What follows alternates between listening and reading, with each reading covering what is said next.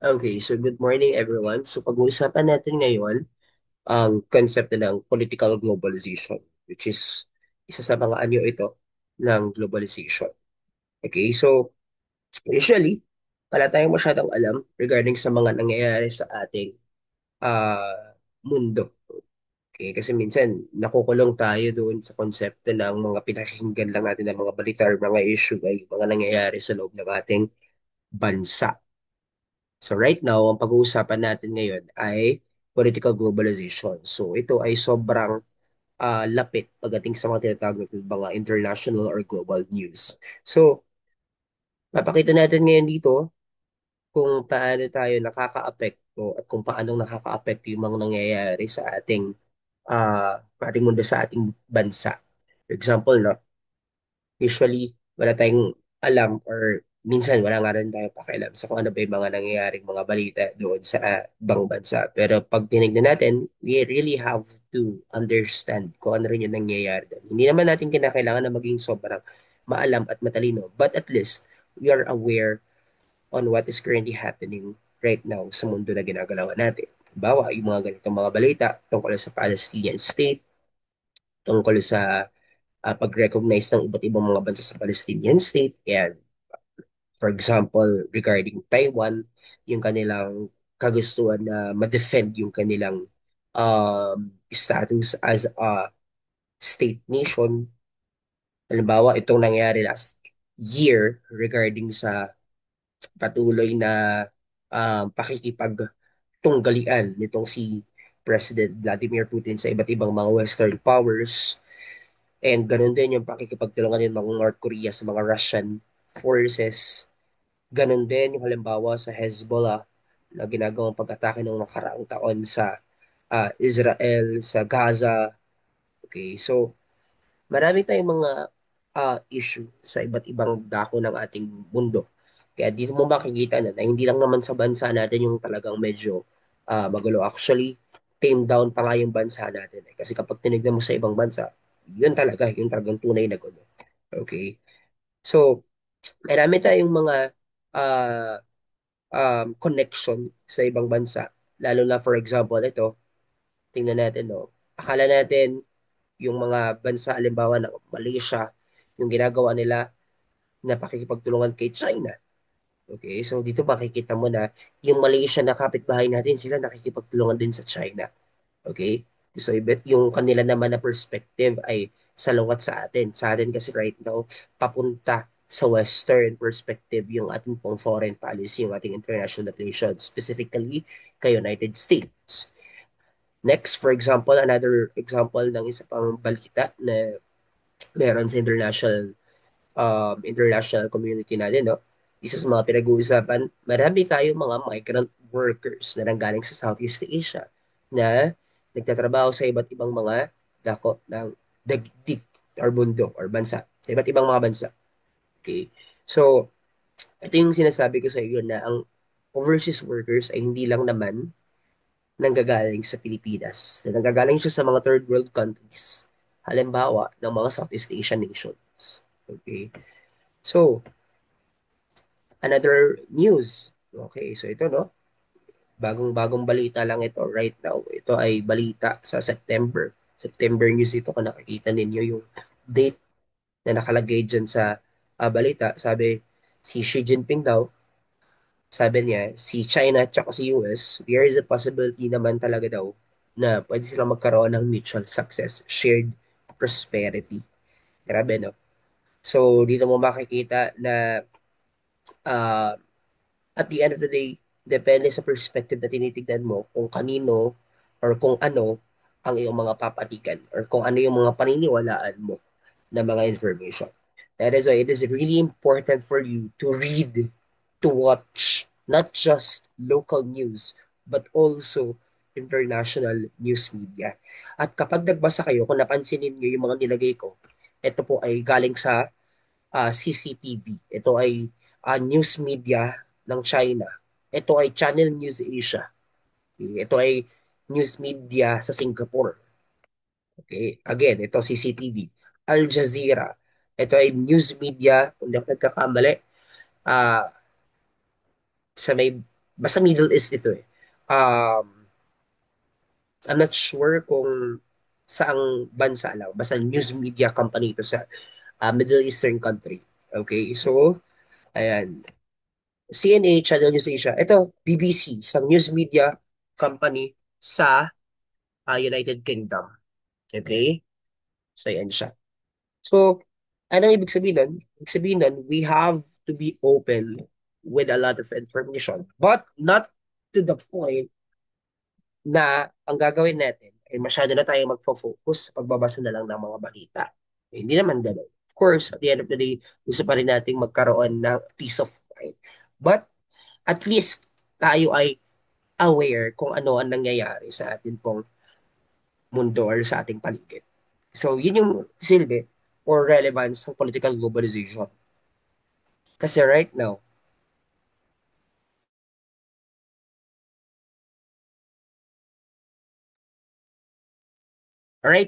kapag tinignan natin, no, yung atin pong ginagalawan na mundo, very connected na talaga yung atin pong mga bansa.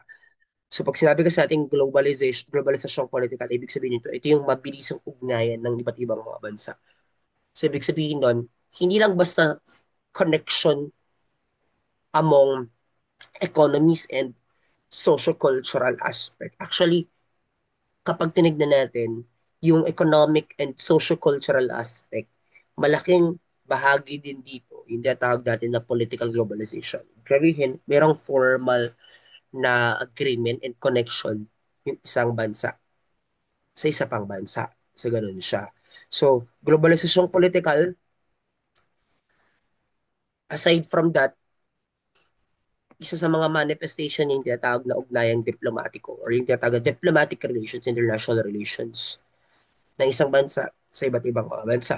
Halimbawa, tayo sa Pilipinas, meron tayong mga diplomatic relations sa Australia, sa China, sa Japan, sa South Korea. Okay? So, sa pamamagitan nito, nagkakaroon tayo ng pagkakataon na magkaroon ng economic collaboration with them or sa ibang pagkakataon, tinutulungan nila tayo through economic and technical aids din.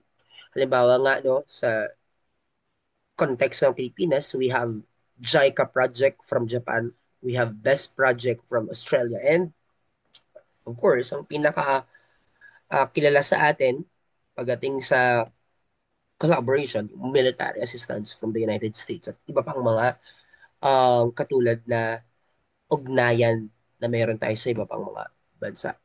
Pagdating naman sa mga kalapit natin na bansa, katulad ng Southeast Asian nations, we have the Southeast or the Association of Southeast Asian Nations or yung tinatawag natin na ASEAN. So yung ASEAN, ito yung samahan ng mga Southeast Asian countries. So yung Philippines, yung Singapore, Malaysia, Indonesia, Thailand. So yan yung mga bansa dito sa Timog Silangang Asya. Kung saan meron tayong matibay na diplomatic relations with them. Pag sinabi nating diplomatic relations, ibig sabihin, ugnayan, formal na ugnayan. So meron tayong mga pinirmahan na mga kasunduan, agreement na magsasabi na tayo ay makikipag-ugnayan sa kanila. So pag sinabi natin makikipag-ugnayan, ano ba ibig sabihin nun? So, number one, pwedeng ibubukas nila or bubuksan nila yung kanilang bansa sa mga produkto natin. Bubuksan nila yung kanilang bansa sa mga serbisyo natin. Okay? Bubuksan nila yung kanilang bansa sa mga corporations or mga negosyo natin. Kaya nga, di ba tayo, bilang isang bansa, nakakapagpadala tayo ng mga corporations natin. Halimbawa, Jollibee. That's why we have Jollibee in US. May Jollibee tayo sa ibang mga bansa sa Middle East, may mga Jollibee tayo doon, di ba? Okay, so that is an example of economic globalization na bunga ng political globalization. Kasi pag sinabing political globalization, ibig sabihin, nire-recognize ng dalawang bansa na tayo ay magkaibigan. Okay, kaibigan natin ang isa't isa. Politically speaking. At dahil kaibigan natin ang isa't isa, pinapayagan natin na makapasok yung mga negosyo, yung mga produkto, yung mga tao natin, yung mga overseas workers natin sa bansa nila. Okay, so kumbaga, parang bunga yon ng political globalization na meron tayo. Kaya nga pag tinignan ninyo, no, si North Korea, very limited lang yung mga mga nakakapasok sa kanila. Kasi limited lang din naman yung political relations nila. And usually, ang political relations nila ay nakasenter lang sa Russian Federation at saka sa China. Okay po. So right now, sabi dito, yung Philippines ay kasalukuyan na patuloy na nakikianib at nakikipagtulungan sa iba't ibang mga bansa sa Southeast Asian countries or mga Southeast Asian countries upang patuloy tayo magkaroon din ng matibay na pag-unlad bilang isang bansa. Katuwang mga Southeast Asian countries na yun. Okay, so sa pamamagitan ng globalisasyong politikal, nagkakaroon tayo ng pagkakataon na uh, may patupad yung iba't ibang mga programa, proyekto na makapagpapaangat ng buhay ng maraming mga mamamayan sa pakikipagtulungan sa iba't ibang mga bansa. So at the end of the day, yun naman yung gusto natin, di ba? The reason kung bakit tayo nakikipagtulungan sa ibang bansa para umunlad yung ating bansa. Okay? So yun siya. So that is an example na yung tatlong anyo, yung tatlong aspekto na yun ay sabay-sabay sila na umuunlad the moment na nagkaroon tayo ng relasyon sa isa't isa or sa iba't ibang mga bansa. Okay. So ano ba yung reason bakit tayo mayroong political globalization? Kasi patuloy yung tinatawag natin na interconnection or yung interconnectedness ng iba't ibang mga gobyerno sa iba't ibang mga bansa. Okay, so basically, because of political globalization, lalo pang umiigting yung pakikipag-ugnayan natin sa iba't ibang mga bansa. So yung iba't ibang mga gobyerno, iba't ibang mga pamahalaan, patuloy sila nagbe-build ng relations, political relations sa iba't ibang mga bansa. So interconnectedness of different countries. Ang tanong, ano ba ang bumubuo sa isang bansa? Okay, so kinakailangan nating malaman ano ba ang bumubuo sa isang bansa. Pag sinabi nating state, ibig sabihin ng country. Okay, state is the political term for country. State. Okay, state. So, pag sinabi nating state, binubuo siya ng apat na elemento. People, government, territory, and sovereignty. So very important na ang isang lugar or ang isang bansa ay merong tao. Kasi syempre, at the end of the day, ang bumubuo naman talaga, ang pinaka-main actor naman talaga sa isang bansa ay yung mga tao na nandoon. So hindi mo masasabing bansa ang isang bansa kung walang tao doon. Lugar lang yun. Okay, so bansa siya kasi merong tao na bumubuo doon. At sa pamamagitan ng mga tao, nakabubuo tayo ng tinatawag na government. Yung government, ang manifestation na nagsasabi, ang mga tao na yun, ay may kakayahan silang pamunuan yung kanilang sarili, okay? Yung kanilang sariling nasasakupan. Yung government, kasi, ay binubuo din naman ng mga tao. Yung mga tao na nandoon sa government, sila ang itinalaga ng kanilang mga kababayan, ng kanilang mamamayan, upang pamunuan yung kanilang bansa. Nandoon sila para mag-ensure ng stability, para mag-impose ng mga tinatawag na rules and regulations. Rules and regulations, nandoon yon or pinatutupad yun.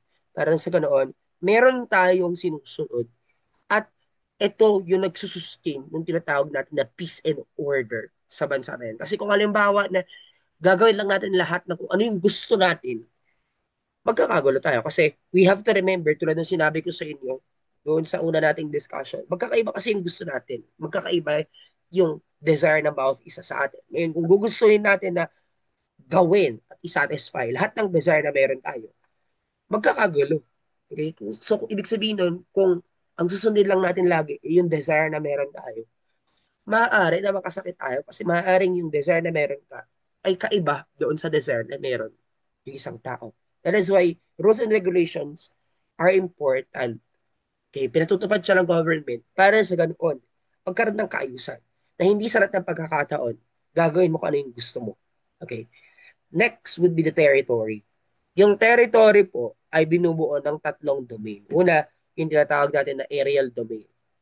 So yung aerial domain, ibig sabihin yung space, aerial space. So parang pag titignan mo, wow, talaga palang, ano yun? Ibig sabihin, even the aerial space ay may mga nagtatalo-talong bansa doon kung sino nag ang may karapatan sa isang specific space na yun. Yes, dito kasi sa Pilipinas, hindi lang naman natin alam or hindi masyadong connected sa atin yung ganong issue. Hindi natin masyadong pinag-uusapan yun. Kasi wala tayong masyadong issue tungkol sa aerial space. But in other countries such as the Middle East, very crucial sa kanila yung tinatawag na air superiority, yung aerial space nila. 'Di ba? Bakit? Kasi sa kanilang bansa, hindi basta-basta makakapagpalipad ang isang bansa doon sa aerial space ng isang bansa, specifically in terms of the conflict that they have. Halimbawa, sa Israel. 'Di ba? Kasi pag tinignan natin sa kanila, sobrang gulo ng kanilang ng area nila eh, ng kanilang mga ng lugar na meron sila. Yung konting imik lang ng isang bansa, issue na yun agad sa kanila. Halimbawa, sa Israel, sobrang malaking issue sa kanila kapag halimbawa ang Iraq or Syria ay nagpalipad ng isang airplane or ng isang jet sa kanilang lugar. Kasi hindi nila alam kung halimbawa baka mamaya ito nagpalipad na ng bomba sa amin. So ganun sila, ganun yung ano nila, ganun yung context ng kanilang lugar. Kaya nga 'di ba sa Israel, they have Iron Dome. Yung Iron Dome na yun, ito yung sumasalag sa mga missiles na maaaring ipalipad, i-launch ng mga nakapaligid na bansa sa kanila.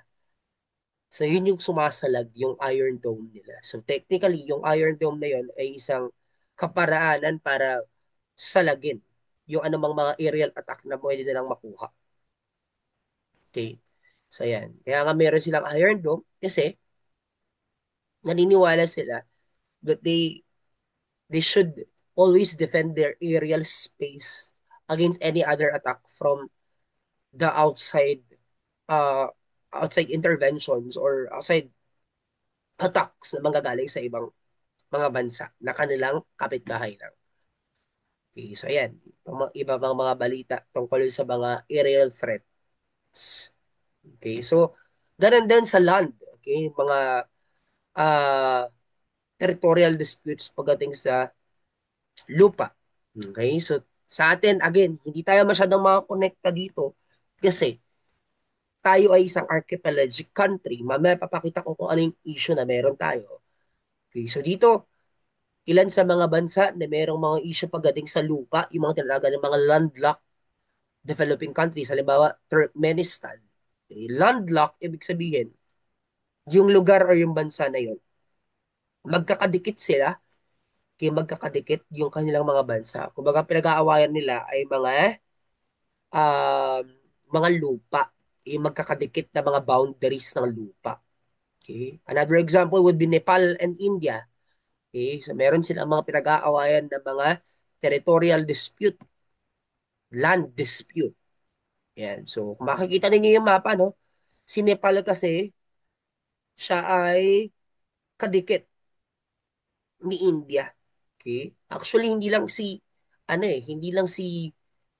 India ang kaaway ni Nepal. Even si China, kaaway din yan. Meron din silang territorial dispute against China din. Kasi kadikit nga ni Nepal si China, at the same time, si Nepal din, kadikit niya rin si India. Grabe no, kawawa si Nepal, napalilibutan siya ng dalawang big powers, si India at si China. Okay? Kaya nga, ayan, o, 'di ba? May isang balita, India at China though brings Nepal back into Himalayan border dispute. Okay, so sobrang uh, nakakaawa si Nepal kasi siya ay napapalibutan ng dalawang superpower. Okay, so why does Nepal's crisis matter to South Asia? Kaya nga si China at saka si India right now dahil sa nangyayaring gulo doon sa Nepal, nakatingin sila kung anong susunod na mangyayari doon. Okay, kasi it's very important doon sa geopolitical aspect na meron sa lugar na yon. Kasi ano man yung maging resulta ng gulo doon, makaka-apekto sa China at saka si India. Okay? So, tayo dito sa Pilipinas, hindi tayo makakonekta sa aerial issue, sa aerial domain issue, at ganun din sa landlocked issue. Kasi, ang issue natin ay terrestrial, tubig. Okay? Tubig at isla ang atin pong ipinaglalaban. At tayo, ang issue natin ay of course, ang pinakakilalang kilala na issue sa atin, pinakamainit, yung West Philippine issue. So kapag sa Philippines ka, ang tawag mo West Philippines. Pag China ka, ang tawag mo South China Sea. Of course. So ano ba ang basis ng China sa pag-claim ng South China Sea? Ang basis nila yung tinatawag na 9-dash line. Actually, 10-dash line na nga eh. 10-dash map. 10 na siya. Umabot na siya sa bandang Japan. Yung kanilang pag-claim. Ngayon, ang Pilipinas naman, ang ating basis yun yung tinatawag na United Nations Convention on the Law of the Sea. Ito ay isang international law na ipinatutupad ng United Nations. So according to the policy ng United Nations, which is the United Nations Convention on the Law of the Sea, kapag umaabot ng 200 nautical mile or mula doon sa bansa, bibilang ka ng 200 nautical mile. So kapag sakop kayo ng 200 nautical mile, sakop pa rin siya ng bansa natin. Ngayon, kapag tinignan mo kasi yung sinasabi na 200 nautical mile na yun, medyo may problema din kasi yun. Kasi kapag tinignan mo, sorry, kapag tinignan mo yung ano no, yung sukat na yun, yung 200 nautical mile, hindi lang si Philippines ang nagki-claim doon. Kasi masyado tayong na naka-cloud ng perspective na, uy, amin yan, kasi nga 200 nautical mile. But if you're going to analyze the situation of the West Philippine Sea, hindi lang si Philippines ang nagki-claim ng 200 nautical mile. Si Vietnam, meron din siyang claim. Pag tinignan mo yung sukat. And even si Malaysia, kapag tinignan mo yung sukat, meron din siyang claim. Kasi malapit lang din naman si Malaysia doon sa 200 nautical mile na kiniklaim natin. Okay, so that is why if you're going to analyze the situation of the West Philippine Sea, hindi lang naman si China ang atin pong kalaban doon. Even our neighboring Southeast Asian countries, kalaban din natin na maituturing kung i-impose natin strictly yung not 200 nautical mile na yun. Kaya nga may problema talaga itong policy na to. Hindi lang problema to in terms of our issue against China.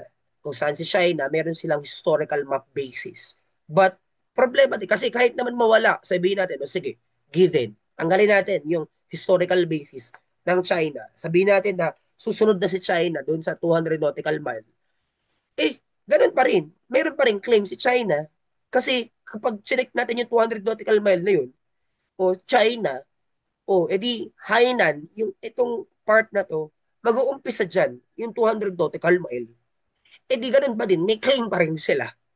'Di ba? 'Di ba parang ang labo? Kaya makikita mo may problema din talaga tong UNCLOS na to eh.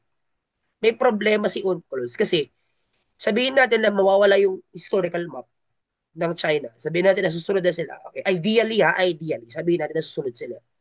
So si Philippines may claim sa 200 nautical mile. Si Malaysia may claim din. Si Vietnam may claim din. Eh si China ganun pa rin naman eh. Kung susundin natin yung 200 nautical mile, magki-claim pa rin sila ng 200 nautical mile. 'Di ba? Magki-claim pa rin sila. So okay pa rin 'yun. Ang masama pa nun, pag tinignan natin, ang akala natin yung tinuturing natin na kaalyado natin, which is si Taiwan. 'Di ba? Nung mga nakaraang buwan, mainit ito eh. Mainit yung issue patungkol sa China at Taiwan eh. Pero pag tinignan natin, yung political perspective nila towards South China Sea din or West Philippine Sea, may isang bagay na nag-a-agree si China at saka si Taiwan. At ano yun? Yun yung nine dash line. Because both of them agreed doon sa perspective ng nine dash line. Okay? Kasi si China nagkiklaim ng nine dash line. Eh, ganun din si Taiwan. Kaya nga nung nag-declare ng ng decision yung Court of Arbitration regarding sa claim natin, yung regarding sa claim natin. Even the office of Taiwan's president, they rejected it. Hindi nila hindi nila nire-recognize yung yung desisyon ng Court of Arbitration na in favor sa Philippines. Okay, even Taiwan's president, ayun na, even the office of Taiwan's president, they rejected it. So, nag-agree ang China at Taiwan. So, yun yung isang bagay na dapat nating malaman, maintindihan. Okay? Next, sovereignty. Ano yung sovereignty? It means supreme freedom. Ang bansa na merong sovereignty, ibig sabihin, meron siyang supreme freedom na pamunuan ang kanyang sarili. So merong dalawa na uri ang sovereignty. Una, yung tinatawag na internal sovereignty at yung pangalawa yung tinatawag na external sovereignty. Pag sinabing internal sovereignty, kinikilala ng mga tao na yung government na meron po tayo ay merong kapangyarihan na pamunuan ang atin pong bayan. Internal sovereignty, yon. Kaya nga di ba yung kanta ng Ben and Ben, kung naaalala niyo, yun yung kapangyarihan. May sinasabi nila na ang kapangyarihan ay nanggaling sa mamamayan. Ang kapangyarihan ay nanggaling sa atin. That's true. Rooted po yon sa internal sovereignty, sa concept ng sovereignty, yung kanta ng Ben and Ben na kapangyarihan. Internal sovereignty, ibig sabihin, ang kapangyarihan ay nagmumula sa mga tao. Okay, so kumbaga, ibig sabihin nun, ibinibigay, ibinabahagi ng mga tao ang kapangyarihan sa government para pamunuan sila. But, yung pamumuno na yon ay dapat para sa ikabubuti ng mamamayan. Okay? Para ito sa ikabubuti ng mga taong bayan. Next, yung tinatawag naman ng external sovereignty. Ano yung external sovereignty? Freedom from foreign rule or control. Ibig sabihin nun, meron tayong uh, dahil meron tayong kakayahan na pamunuan yung ating sarili, hindi dapat tayo pinakikilaman ng ibang bansa. Malaya tayo sa tinatawag na intervention, foreign intervention. Hindi dapat tayo pinakikilaman ng ibang bansa. Kinikilala dapat nila tayo bilang isang malayang bansa. So, internal and external sovereignty. Internal, kinikilala tayo ng mga tao, or rather, kinikilala ng mga tao yung government natin na meron silang kapangyarihan na pamunuan tayo. External, ibig sabihin, yung ibang bansa, hindi tayo dapat pinakikialaman. Sovereignty. So meron tayo mga tinatawag na mga international organizations. Yung mga international organizations na yun ay binubuo ng iba't ibang mga bansa. So yung iba't ibang mga bansa na yun, bumubuo sila ng samahan at pinapangalanan nila yun batay sa ano ba yung goal nila at kung sino yung mga members na yun. Halimbawa, ASEAN. So ito ay binubuo ng mga Southeast Asian countries. European Union, binubuo ito ng mga European countries. Okay? Next. So, ano ba yung reason kung bakit tayo bumubuo ng mga ganitong mga international organizations? So, one of the main objectives ay ito. Gusto natin ng tinatawag na governance kasi, di ba? So, gusto natin magkaroon, hindi lang basta governance, but good governance, mabuting pamamahala. So, para magawa yung mabuting pamamahala na yun, sometimes, ang ginagawa natin, nakikipag-collaborate tayo sa ibang mga bansa at tinitignan natin kung paano nila pinapatakbo yung mga bansa nila. Para sa ganun, maaari, probably or possibly, baka yung mga ginagawa nila na mabubuting mga practices ay may apply din natin sa ating bansa. Okay? We also have what we call as the United Nations. Yung United Nations ay binubuo ng mga bansa. Halos lahat ng mga bansa ay miyembro na ng United Nations. So, ano ba yung perspective or roots bakit meron tayong United Nations? So, bago yan, kinakailangan nating i-discuss yung predecessor nila, which is si League of Nations. So, si League of Nations kasi ay binuo after the World War I. So, bakit siya binuo? Binuo siya para sa ganun, maiwasan na yung pagsiklab ulit ng isa pang pandaigdigang gera. Which is yun nga yung World War I, diba? So, ayaw na nilang maulit yung mga natirang bansa after the World War I.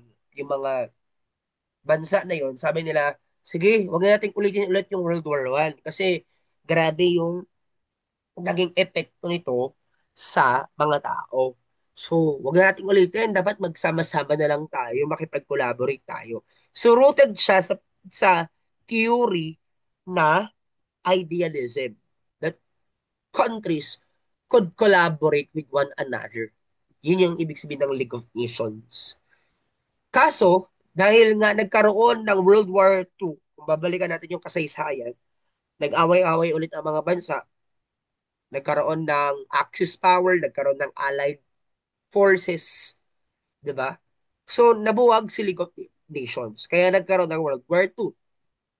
So, ngayon, after matalo ng Germany, ng Japan, at ng Italy, at ng iba pang member ng Axis powers, so si League of Nations, nabuwag na siya. Bumuo ulit ng panibago. Doon pumapasok si United Nations. So, after the World War II, nagkaroon ng United Nations. So, United Nations, ito na yung produkto ng ng commitment ng mga natirang bansa na sabi nila, wag na ulit tayo mag-away-away. Please, wag na tayo magkaroon ulit ng gera. Okay? Kaya nabuo si United Nations. Kaso alam natin na marami sa mga purposes and objectives ni United Nations ay nag-fail. 'Di ba? Kasi nga, pag tinignan natin, sabi ng United Nations, wag na tayo ulit mag-gera. Wala na dapat mag-exist na gera after ng World War II. Pero, ano nangyari? Di ba? Ang dami pa rin ng mga conflict between and among different countries. Hanggang ngayon may conflict pa rin sa Middle East. Hanggang ngayon may conflict sa iba't ibang mga dako ng daigdig, 'di ba? May mga iringan, may mga girian sa pagitan ng mga superpowers. Okay? So, anyway, bago natin i-discuss yun, unawain muna natin anong meron kay United Nations. So, si United Nations ay binubuo right now ng 193 member states. Okay? So, 193. Ayan, 193 member states. So, ito ay itinatag noong 1945. Okay, so, originally, 51 member states lang ito nung itinatag ito around October 1945. October 1945 yun. Kaya nga, di ba, every October, pinagdiriwang natin yung UN celebration sa school. Ito ay paggunita natin sa di umano ay success ng United Nations na pagkaisay ng mga bansa. Okay, pagkaisay ng mga bansa. So right now, meron ng 193 member states ang United Nations. So bawat isang bansa na yon ay miyembro ng tinatawag na General Assembly. Mamaya pag-usapan natin yon. So right now, ang itinuturing na parang quote-unquote parang presidente pero ang tawag nila ay Secretary General ay si Antonio Guterres. Si Antonio Guterres, ang Secretary General ng United Nations, isa siyang Portuguese politician and diplomat. Okay? So, dito tayo sa organizational chart ng UN. So, si UN, meron siyang tinatawag na principal organs. Tingin lang tayo dito sa side. So, dito sa side, makikita mo or makikita nyo yung atin pong principal organs. So, ano yung principal organs?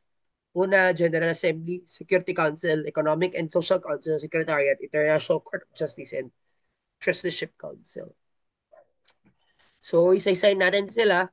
So, si General Assembly, ito yung parang kongreso ng atin pong bansa. So, bawat bansa ay nagpapadala ng representative dyan. And tulad nga na nakalagay dyan, it is the policy-making and deliberative organ of the United Nations. So, bawat bansa ay nagpapadala po ng representative sa General Assembly. Okay, nagpapadala tayo ng mga representative dyan. At ang pinadadala po natin dyan ay yung mga best of the best. Usually, we would call them ambassador. Okay, mga ambassador. So, ang pinadadala natin dyan ay hindi kaibigan ng presidente, hindi kaibigan ng isang politiko.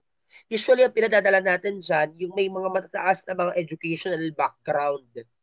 Okay, yung matataas yung mga credentials. Kasi hindi tayo basta-basta pwedeng magpadala lamang dyan ng isang putyo-putyong politiko. Okay, hindi pwedeng putyo-putyo. Eme-eme yung mga pinadadala dito sa United Nations. Kasi best of the best ang makakatagpo mo dyan. Okay? The best of the best from different countries. Kasi nga, ang pag-uusapan nyo na dyan, hindi na basta issue na lang ng isang bansa. Ang pinag-uusapan na sa United Nations, issue ng buong mundo. Okay, so we cannot afford to send someone na walang kaalam-alam sa kung anong nangyayaring krisis sa isang panig ng mundo o sa buong mundo. Okay, that is why ang pinadadala dyan, yung best of the best.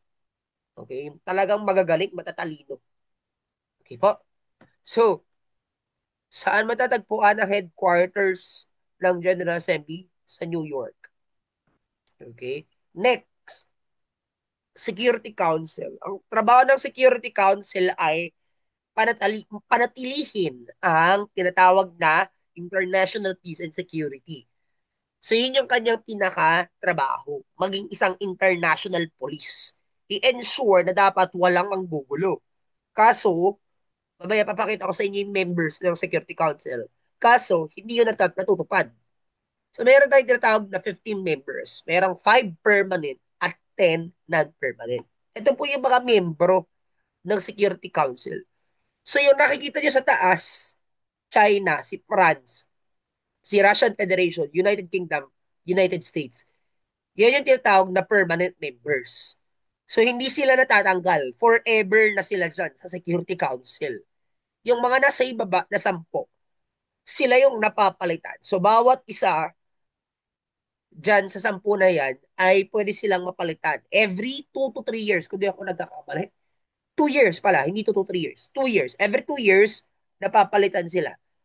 Okay? Ayan. Ito yung membro ng 10 non-permanent. Again, pag sinabing non-permanent, napapalitan po sila.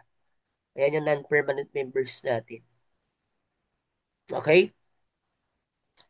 So, Security Council, ang sinasabi na goal nila, dapat tanggalin ang anumang threats sa peace or any act of aggression, dapat hindi yun mag exist sa atin. Kaso kapag chinek ninyo, no, tignan natin, yung mismong permanent members, China, France, Russian Federation, UK, US, kung mapapansin nyo, yung mga yan, sila mismo yung nag-i-initiate ng tinatawag natin na acts of aggression.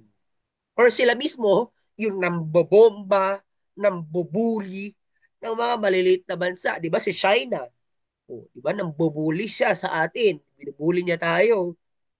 Si France, may history yan ng pambobomba, pagpatay ng maraming mga tao. Si Russian Federation, o, di ba? Very recent lang, binomba niya yung Ukraine. Si UK at si US, laging magkatuwang yung dalawang yan, lalo na yung nangyari sa Middle East, sa Syria at saka sa Iraq. Actually, kasama nila si France doon eh. Si France, UK, US, sila yung reason kung bakit nagkagulo. Yung Iraq at Syria, inarmasan nila yung mga civilian doon. Sila yung nagbigay ng armas. Check ninyo ha, research ninyo. Sila yung nagbigay ng armas sa mga civilian sa Iraq and Syria. Next tayo. So, ang permanent members ng Security Council ay may tinatawag na veto power. Veto power, ang meron lang kapangyarihan niyan ay si China, France, Russian Federation, UK at US. Ano ang veto power? Ang veto power ay ang kakayahan ng 5 permanent members na i-cancel out, i-suspend, ipawalang bisa ang anumang resolution na ipapatupad ng Security Council mismo. Okay, again, ang trabaho ng Security Council ay magpatupad ng batas na magpapanatili ng international peace and security. Kaso, yung mismong mga permanent members, sila mismo yung nambubuli. At ang malaking problema pa nun, sila rin mismo ay mayroong tinatawag na veto power. Ano ibig sabihin ng veto power? To cancel out a particular policy. Kaya naman, kapag tinignan mo, no, kahit ano pang gawin ng mga member ng Security Council na sabihin nila, Russian Federation, itigil mo yung aggression na ginagawa mo kay Ukraine. Or kung hindi, mag impose kami ng resolution. Papatawan ka namin ng parusa. Magsasanction kami sa bansa ninyo. Eh, ang problema, mismo si Russian Federation ay may veto power. So, ibig sabihin, ano man yung mapagkasunduan ng Security Council na, okay, isanction natin si Russian Federation. Eh, si Russian Federation mismo ay merong veto power. Ika-cancel out niya yun. Meron siyang kakayahan. Or kung halimbawa man, si China, nakaalyado ni Russian Federation, pwede rin niyang i-cancel out yun. O di ba? Napaka-ironic ng kanilang situation. Napaka-contradicting ng kanilang situation. Anyway, yun yung tinatawag natin na political power inside a particular international organization. Next, sa Economic and Social Council. So, sa Economic and Social Council ay principal organ din under the United Nations na ang trabaho ay to provide solutions, of course, sa mga issues na may kinalaman sa economic and social aspect ng isang bansa. Okay? So, yan siya. So, ang Economic and Social Council ay binubuo ng 54 members lamang. Next, si Trusteeship Council naman, ang trabaho niya ay bigyan ng kalayaan yung ilang mga teritoryo or bansa na unti-unti pa nilang pinapalaya. Kaya nga actually, yung Trusteeship Council, matagal na siyang wala na siyang trabaho. Kasi nagkaroon lang siya ng responsibility um, after the World War. Nagkaroon lang siya ng responsibility after the World War. Bakit? Kasi kapag chinek mo, after the World War, wala nang mga colonizers kasi wala na silang pera, yung mga Western power, wala nang colonizers. So, anong ginagawa nila? Kailangan na nilang palayain yung mga colonies nila dati. So, si Trusteeship Council ang may trabaho doon na unti-unting bigyan ng kalayaan ang mga miyembro or mga bansa na magiging miyembro na ng United Nations kasi magiging isang ganap na bansa na sila. Okay? So, ayan. Si ICJ or si International Court of Justice ang itinuturing na parang court of the courts in the international community. So sila yung nagsasala, nagbibigay ng verdict sa maraming mga bansa na may mga violations. However, tulad ng pinag-usapan natin last quarter, 'di ba? 'Di ba nga tulad ng sinabi ko doon sa climate crisis or climate crimes. Yes, totoo na meron silang ibinigay na verdict. Pero pag chinek mo naman kasi, sino ba ang kaya nilang kastiguhin? Kaya nyo bang kastiguhin si China, si Russian Federation? Kaya nyo bang kastiguhin si US? Di ba? So doon mo makikita na ang kaya lang naman patawan ng sanction ng mga miyembro ng ICJ ay mga maliliit na bansa. Pero pagdating sa mga malalaking bansa tulad ng Russian Federation, ng China, ni US, parang pahirapan. Actually, napaka-imposible nga napatawan sila ng parusa eh. 'Di ba? Kasi malaking bansa sila. Nga actually, sila rin mismo yung talagang nasa political power behind the United Nations. Sunod, si Secretariat. Si Secretariat po, ang opisina ng Secretary General at ng iba't ibang mga United Nations staff.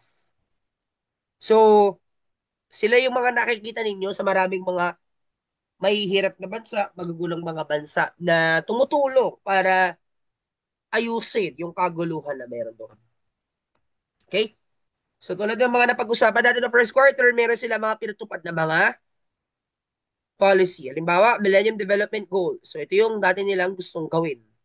So, we have 8 Millennium Development Goals na gusto nilang matupad by the year of 2015. Kaso, hindi nga yun nangyari. That is why gumawa sila ng panibago, SDG, Sustainable Development Goals. So, ano si Sustainable Development Goals? We have 17. So, 17 Sustainable Development Goals. So, yan siya. Kailan siya gustong ma-attain or ma-achieve by 2030. So alam natin na hindi lahat yan ay nangyayari. Anyway, so ano pa yung mga organizations na meron tayo? We have WHO. So si WHO, kitang-kita natin yung kapangyarihan niya during COVID-19. So siya yung naging batayan ng quarantine restrictions, lockdown, policies na maraming mga bansa. Whatever the WHO would say, yun dapat ang pamantayan ng mga bansa. We also have the WTO or World Trade Organization. Ano yun? Ito yung organization na nagpa-facilitate, namamahala ng free trade. Okay? Malayang kalakalan. Kapag hindi ka sumunod sa kanilang policy, bibigyan kanila ng sanction. Okay? So dapat malayang kalakalan. Pag sinabi natin malayang kalakalan, ibig sabihin, dapat walang restrictions. Ano yung mga restrictions na yun? Tariff or taripa. Ano yung taripa? Taxes na ipapataw mo sa mga produkto na papasok sa iyong bansa. At napaka-ironic ulit kasi ang United States ay nagpatupad ng taripa sa maraming mga bansa. O tanong, anong ginawa ng WTO? Ngangers, wala. Kasi ano magagawa nyo? US yun. O, ano gagawin nyo? Isa-sanction nyo sa US. Talaga ba? Kaya nyo bang i-sanction yun? O, di ba? Next, IMF and WB or International Monetary Fund and World Bank. Sila yung namamahala sa tinatawag na financial system sa ating mundo. So sila yung pumapasok sa situation or scenario kapag halimbawa ang isang bansa ay nangangailangan ng tulong kapag immediate short term health ang kailangan, pumapasok si IMF. Nag-i-intervene siya sa mga bansa na yon. So papasok sila doon, magpapautang, magbibigay ng utang sa mga bansa. Tapos kapag medyo stable na, papasok si World Bank, magbibigay ng mga foreign aid. Given the condition. So dapat susunod sila sa condition. Ano yung condition? Number one, dapat democratic yung bansa na yun. Magpapatupad sila ng democratic government. Yun yung isa. Dapat magpapatupad sila ng capitalistic system. So dapat, ibig sabihin nun, ipapatupad nila yung capitalist approach. Yun yung isa sa mga, or ilan, sa mga conditions bago matulungan ng IMF at World Bank ang mga bansa. So ano ba yung political and historical roots ni IMF? Technically, nag-ugat ito sa the Great Depression na nangyari noong 1930s. Maraming bansa kasi ang nagpatupad ng protectionist policy and restrictions. Ibig sabihin ng protectionist and restrictions, nagsara ang maraming mga bansa. Ayaw nilang makipagkalakalan na. Kasi nga naghihirap na yung mga bansa. Gusto nilang mag-focus. Kaso, yun mismo yung naging reason din kung bakit naging unstable palalo yung global system or yung global market during that time. Na naging reason kung bakit lalo pang naghihirap yung bansa. Na naging reason para magtulak ito sa pakikipaglaban or paggera. Pakikipaggera ng ibang bansa sa ibang mga bansa pa. Okay, so tuloy tayo. So right after the World War II, ang nangyari, maraming mga ekonomiya ang nasira, nadurog. So yung economies, infrastructure, kinakailangan siyang i-rebuild. At marami sa mga yon ay European nations. Kasi syempre, yung gera talaga ay nasa European side, nasa European countries.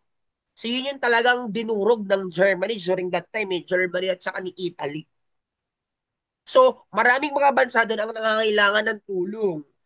Technically, hindi sila tunulungan dahil mabuting organization ng International Monetary Fund at World Bank. Technically, kaya sila tinulungan kasi during that time, unti-unti nang nagkakaroon ng tinatawag na Cold War.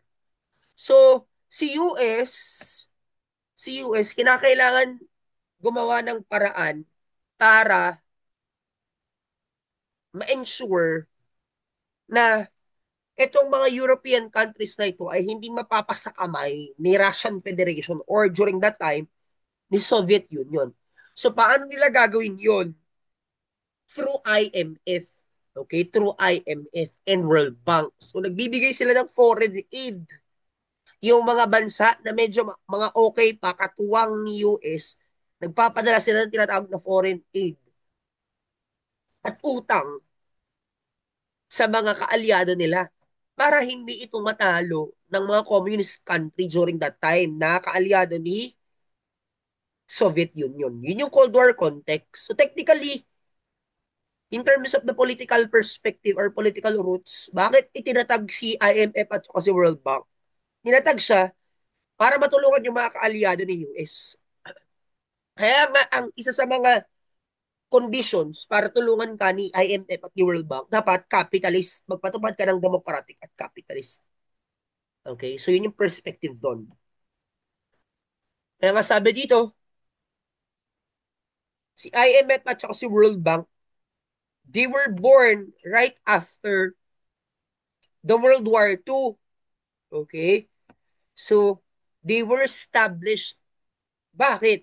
Hindi dahil sa mabuting organization sila, but part siya ng political strategy ni US during that time. Kasi nararamdaman na ni US, si Soviet Union ang magiging kalaban niya. So, kinakailangan kong gumawa ng paraan para matulungan yung ibang mga bansa at para na sa ganun, hindi mapasakamay ni Soviet Union yung mga bansa na ito. So, paano niya ginawa yun? IMF at saka si World Bank. Okay? Next. Kaya nga, kapag tinignan natin, usually, maraming issue pagdating kay IMF at saka kay World Bank. So, yun yung historical and political roots niya. Yan, tignan natin yung isa sa mga sobrang malupit na historical roots or historical issue, rather, na meron sa ating mundo nakadikit doon sa issue ng IMF. Okay? At yun ay ang 1997 Asian Financial Crisis. So yung Asian Financial Crisis na ito ay nag-umpisa sa Thailand. Technically, nag-umpisa sa Thailand. Nabaon sa utang yung Thailand. Tinulungan ng IMF. Ang problema, hindi naging matagumpay yung pagtulong na yun. Sinashortcut ko lang yung kwento ha, pero maano to, mga detalye to. Ang nangyayari kasi dyan, si Thailand, naging sobrang, ano siya, naging sobrang maunlad around 1990s. So, nangyayari ngayon, itong si Thailand, naging sobrang, ano siya, mapang-akit, kung baga, sa maraming mga investors, foreign investors. So, nangyayari sa kanya, pinuntahan siya ng maraming mga investors, foreign investors. Kaso, hindi nila na-control yung nangyayaring pangungutang ng maraming mga tao sa loob ng Thailand. So maraming mga pangungutang na naganap sa Thailand na hindi na control ng government nila. So ang ginawa, nangutang ang maraming mga tao up to the point na yung mga utang na yun hindi na bayaran. Okay, so nabaon sa utang yung maraming mga tao during that time. To the point, bumaba yung value ng pera nila. Yung currency ng value ng pera nila. That is why, ang nangyari ngayon sa Thailand, natakot yung maraming mga foreign investors.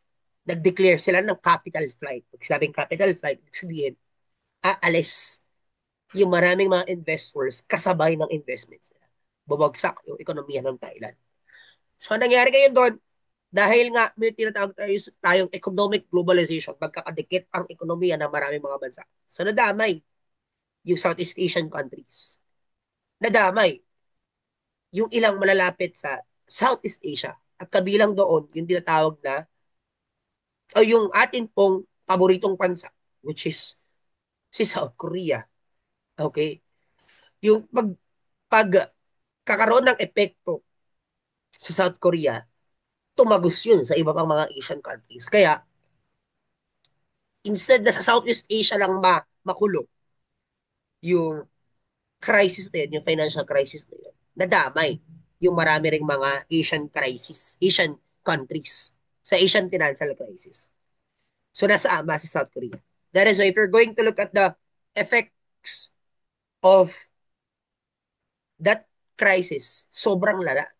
Sabi nga dito ni Walden Bello sa kanyang article, sobrang daming mga nawalan ng trabaho, ang daming mga tao na they were living below the poverty line. Pag sinabing living below the poverty line, pag sinabi kasing poverty line, ibig sabihin, mahirap yun. So usually, hindi sila nakakakain ng 3 beses sa isang araw. Sobrang wala silang makain. Eh pag sinabing poverty line, below the poverty line, ibig sabihin nun, sobrang mahirap sila. At pag tinignan mo yung numbers, no, nakikita niyo dyan sa slide, 118.5 million sa Indonesia. Indonesia yun, ha? Indonesia. Eh, ilan ba yung population natin sa Pilipinas? Di ba 100 million yun? Eh, ito, 118.5 yung kanilang population. Dati pa yan, 1990s. So dito mo makikita grabe yung effect ng Asian financial crisis na yun. Then we have Thailand, di ba? 800,000 workers, walang trabaho. Naging 4 million pa yon by 1998. Si South Korea, South Korea naman, marami sa kanila nag-commit ng tinatawag na IMF suicides. Ano yon? Nagpapakamatay yung mga Koreans. Kasi nga, tinatanggal sila sa trabaho. Dahil wala silang mapagkakakitaan, instead na malugbok sila, gagawin nila, papatayin nila yung kanilang anak at asawa. Magpapakamatay sila. Tinawag nila yung na IMF suicides kasi nga, isa sa mga reason kung bakit lumala daw yung kanilang situation during that time, it was because of the IMF. Okay? So, yun siya. So, kung gusto niyo maunawaan yung mismong hirap na pinagdaanan ng South Korea, we have a Korean film titled Default.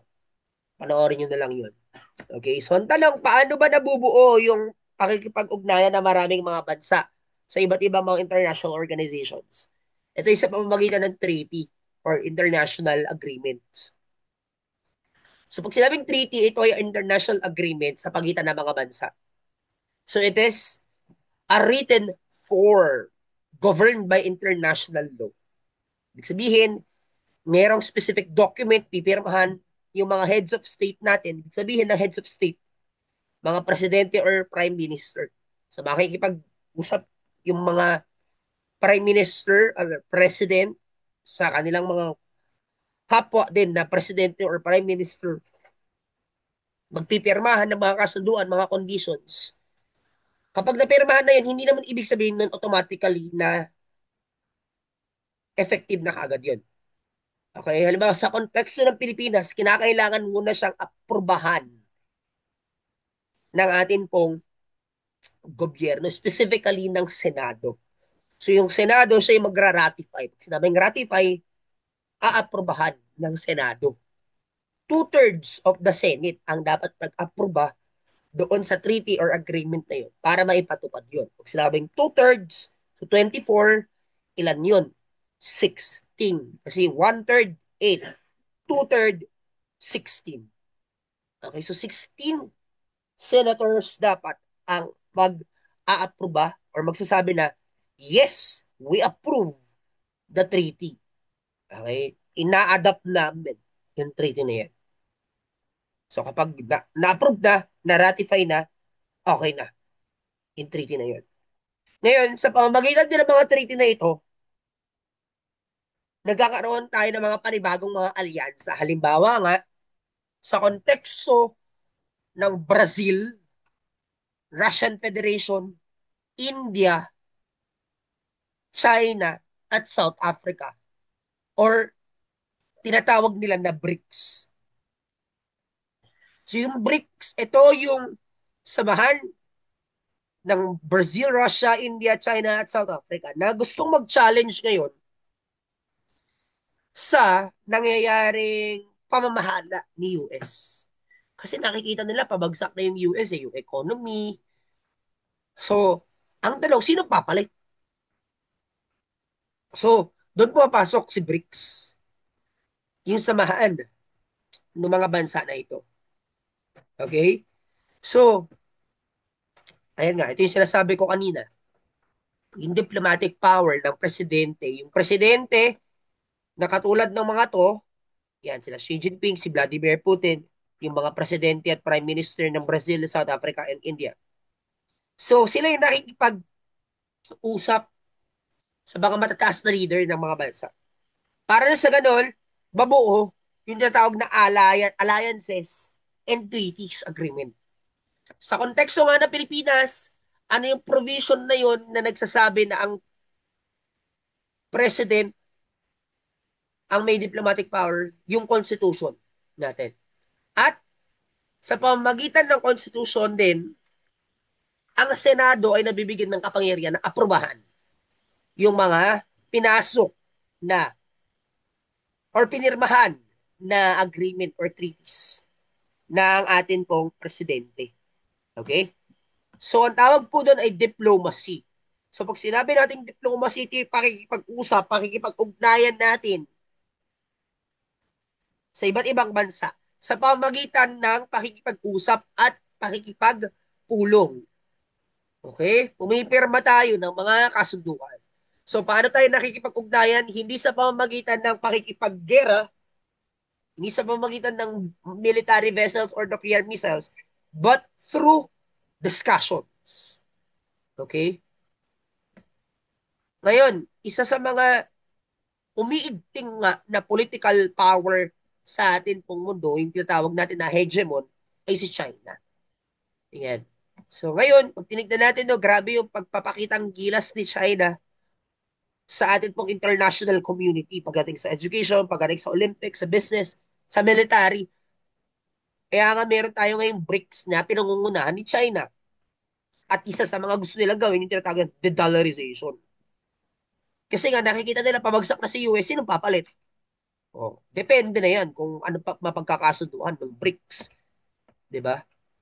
Kaya nga pag tinignan natin, no, yung mga ilan sa mga membro ng BRICS, pag chinek ninyo, kahit pa binigyan sila ng mga sanction ng mga western countries, halimbawa ng Russia, no, during the time na sinakop ni Russia yung Ukraine, binigyan siya ng sanction ng mga western countries, parang walang effect, no? Kasi tingnan nyo, they still have surplus in their economy kahit binigyan na sila ng sanction.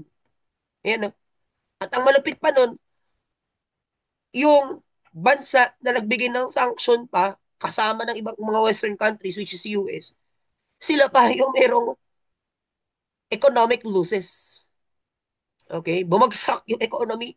Samantalang yung sinanction nila, kumita pa. Russia. Yan, may cash inflow sila. If you want to check it in the internet, go. Bloomberg. Oh, Bloomberg report ito, Bloomberg. Okay? Ayan. So, kaya nga pag tinignan ninyo, no, maraming mga bansa ngayon, regardless of the portrayal of the news media, Western news media, regarding Russia, regarding China, maraming mga bansa ang nakikipag-alyansa sa kanila. O, ayan o. Algeria, Cambodia, Indonesia, Malaysia, Thailand. Ayan. At ito yung isa sa mga pag-uusapan natin sa susunod na discussion. Yung Belt and Road Initiative na pinangungunahan ni China. Okay? Papakita natin or titignan natin kung ano yung ginagawa ni China na movement. Kung saan, kung paano niya ina-isolate yung ginagawa na Western actions, specifically ni US, sa kasalukuyang international order. Kasi kailangan, ano tayo dito, bukas yung ating pong awareness about sa nangyayari ngayon. So, actually, around 2024, kung na nagkakamali, and late 2023, nagkaroon ng mga tinatawag na Belt and Road Initiative Summit, kung saan napakaraming mga international leaders ang umattend sa Beijing Summit na yon. Okay, ang daming mga international leaders ang umattend. So pag-uusapan natin to. sa susunod na discussion. Okay? So, yun lamang. Sana panoorin natin ito. Okay? Maraming salamat.